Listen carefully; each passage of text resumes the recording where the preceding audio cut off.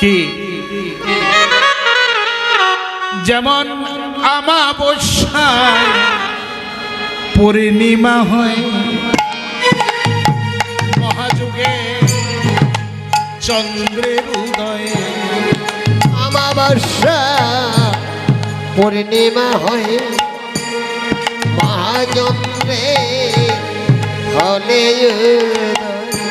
দেখো আমাবস্যায় পূর্ণিমা হয়,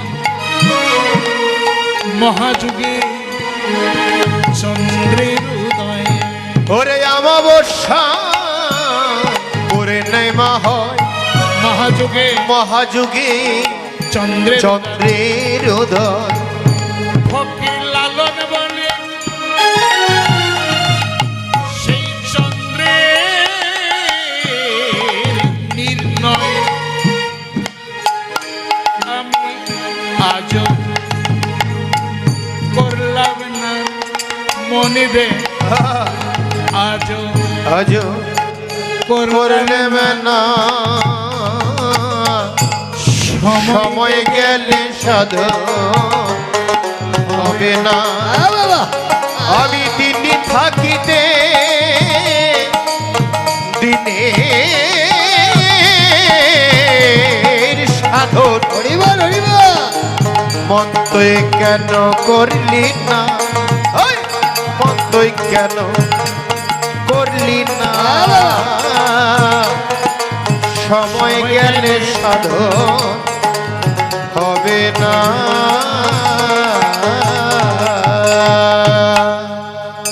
অমাবস্যা পূর্ণিমা হয় কোনো দিন হয়, কয়ে দিই যতক্ষণ পর্যন্ত গুরুদেবের কাছে না গেছেন ততক্ষণ পর্যন্ত আপনার কাছে অমাবস্যা লাগিয়ে আছে। যেদিন আপনার গুরুদেব আপনার বাড়িতে গেল সেই দিন অমাবস্যার রাতে চন্দ্রের উদয় হয়েছে।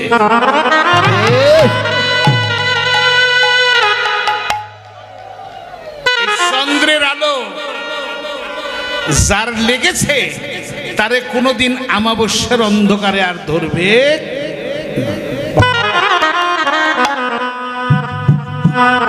এখন আপনারা কোথায় থাকবেন চিন্তা করুন। সবার আনন্দ নিত্যানন্দ আছে বলে এবার বাহু তোলে গৌরা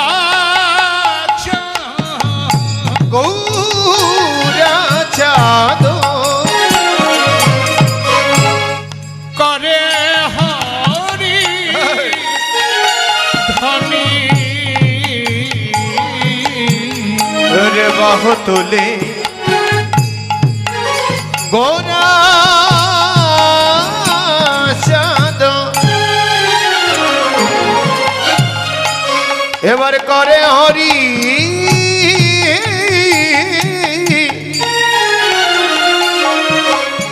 ধনী।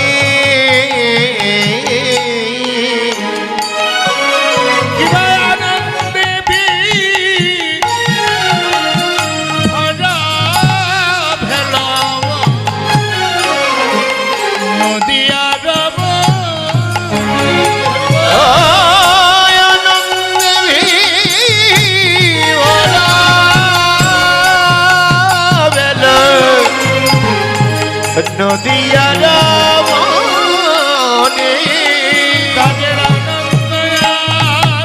আরে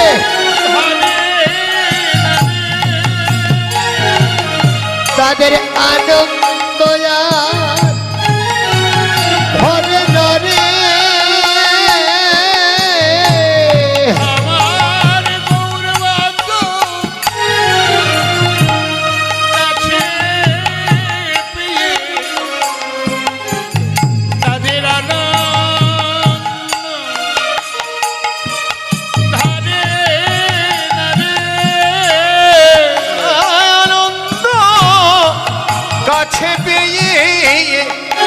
আনন্দ ধরে না রে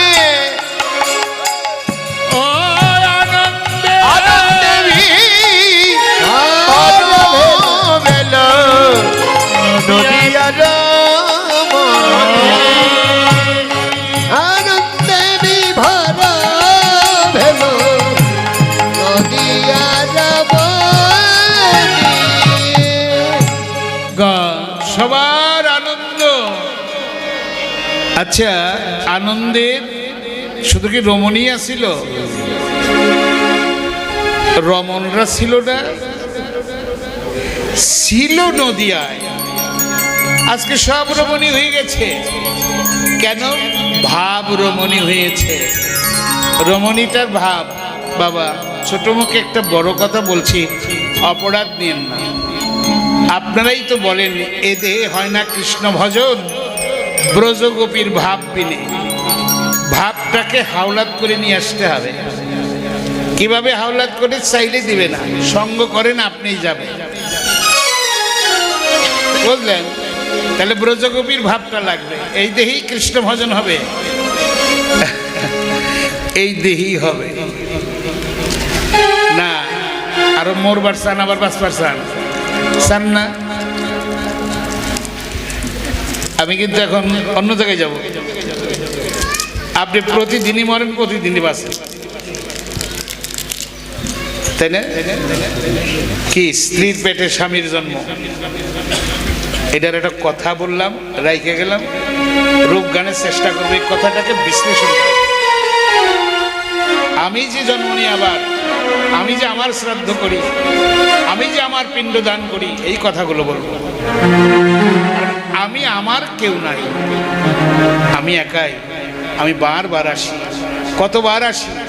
এর মধ্যে আসা যাওয়া বারণ হবে যদি আসা যাওয়ার পথে তালা মারা যায়। তালা মেরে গুরু কৃপা শিরে ধারণ করে আর যদি সাধু সঙ্গ করা যায়, এই বাজারের বাতাল যদি অঙ্গে লেগে যায়, তার আসা যাওয়া বারণ। হরি হরি বল। বাসুদেব ঘোষে কহে বনের হরিষি, গোষ্ঠ লীলা গোরাচা করিল প্রকাশে। করিলা করিলা করিলা প্রকাশে প্রকাশে। আপনি গীতা দিবেন? অনেকক্ষণ ধরে বসে আছে।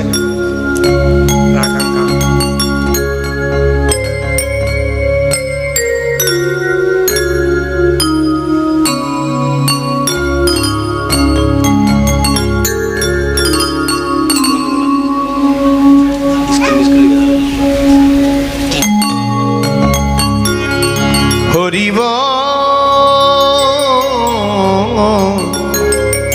হরি হরি হরি হরি বল। আমার বা সাধু মহন্ত যারা আছেন, তাদের উদ্দেশ্যে একটু কথা বলি। গীতা আপনারা দেবেন, অবশ্যই দেবেন, কিন্তু কেন দেবেন?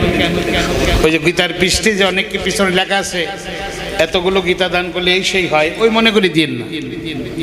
কারণ গীতাই বলছে অর্জুন তুমি ফলাকাঙ্ক্ষা ত্যাগ করো, ফলের আশা নিয়ে করে যাবে না।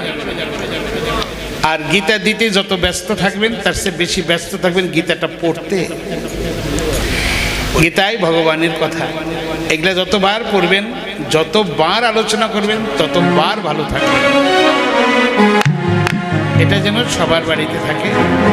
তা অনেক সময় হয়ে গেল, আমরা এখন বৃন্দাবনে যাব। তো আধুনিক জগতের কিছু কীর্তনিয়ারা বের হয়েছে, তারা এই বৃন্দাবনে যাওয়ার সময় বলবেন হাত তোলেন। হিন্দি বাংলা অনেক গান বাজনা করে না,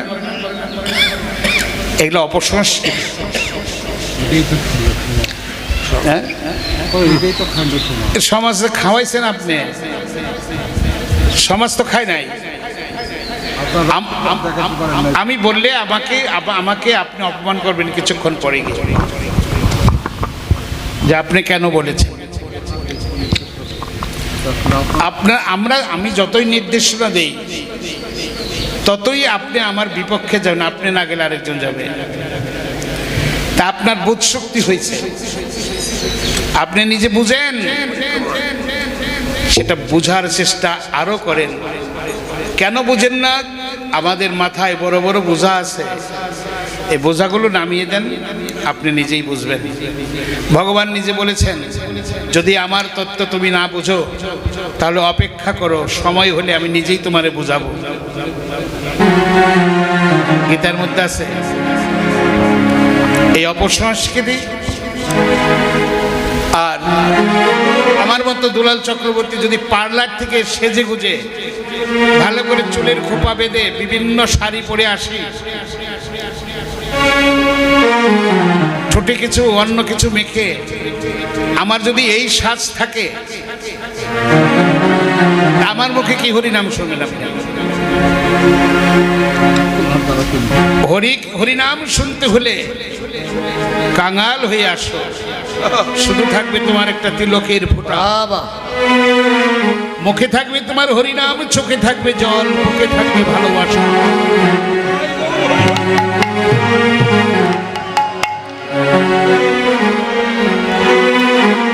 এগুলো আপনারা আনেন টাকা দিয়ে, পয়সা দিয়ে। আমি কি করব? টাকা আপনাদের আসর, আপনারা আনেন, আমার কি? আবার দেখবেন তাদের কাছে এদিক ওদিক টাকা গেঁথে দিচ্ছেন।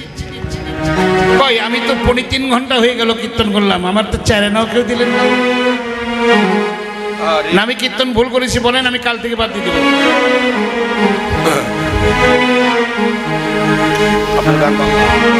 অবশ্যই আমার টাকা দিতে হবে না।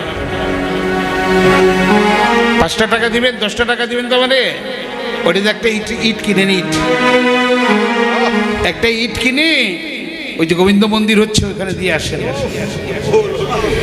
যে আমার এই টাকার ইটটা তুমি মন্দিরে লাগিয়ে দাও। ওই যেখানে একটা নতুন শ্মশান হচ্ছে ওইখানে ইট দাও একটা, কারণ ওইখানে তো তোমার আমার যেতে হবে, আমারে দিতে হবে না। আমারে যে টাকা দিবা, আমি বাড়ি যে কি করবো? মুরগির মাংস খাবো, পাঠার মাংস খাবো, লিপস্টিক কিনবো, পায়ের জুতা কিনবো, ওই টাকা গোবিন্দ মন্দিরে যাবে না। বোঝা গেল? যদি আর কোথাও জায়গা না পান, এই যে কীর্তন হচ্ছে দাদার হাতে দিয়ে দেন, 100 টাকা দিয়ে দেন। 100 টাকা হাজার হাজার টাকার সঙ্গে মিশে কৃষ্ণ ভক্ত সেবায় লেগে যাবে।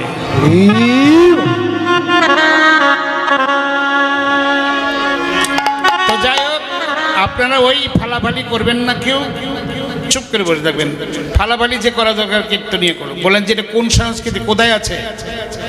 বৃন্দাবনে যাবেন, কি নিয়ে যাবেন? আমি বলছি ওই যে শ্রী হরিনামকে সাথে করে নিয়ে চলুন, একদম বাক্য বন্ধ করে ভাবনার জগতে চলে যান।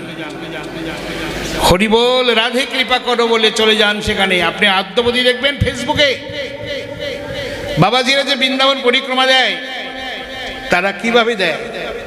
ভালো পোশাক আছে তাদের? মোটেই নাই। রাত্রি 3:30টায় উঠে গিরিরাজ পরিক্রমা দিতে বের হয় প্রেমানন্দ বাবাজি মহারাজ। আমার বিনোদ বাবা তার কিছু সহচর নিয়ে, হাতে হরিনামের মালা নিয়ে গিরিরাজ পরিক্রমা দিচ্ছে। কই, তাদের তো পোশাকই নাই, গায়ে জামাই নাই। সেই সমস্ত বৈষ্ণবদের উদ্দেশ্যে প্রণাম করে বৃন্দাবনে গমন করবেন। এই কথা বলে আমরা এখন বৃন্দাবনের উদ্দেশ্যে যাচ্ছি। করতাল মৃদঙ্গ বাজিয়ে আমাদের নিয়ে যাবে। 10 মিনিট আপনারা ধৈর্যের সহিত বসবেন।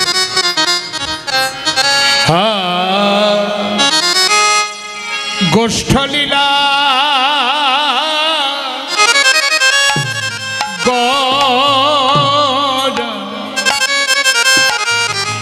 ও রে, আজ করিলা প্রকাশ রে,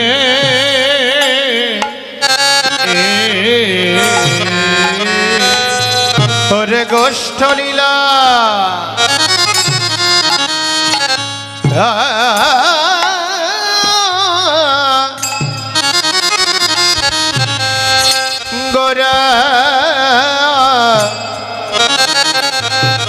গোরা জাদু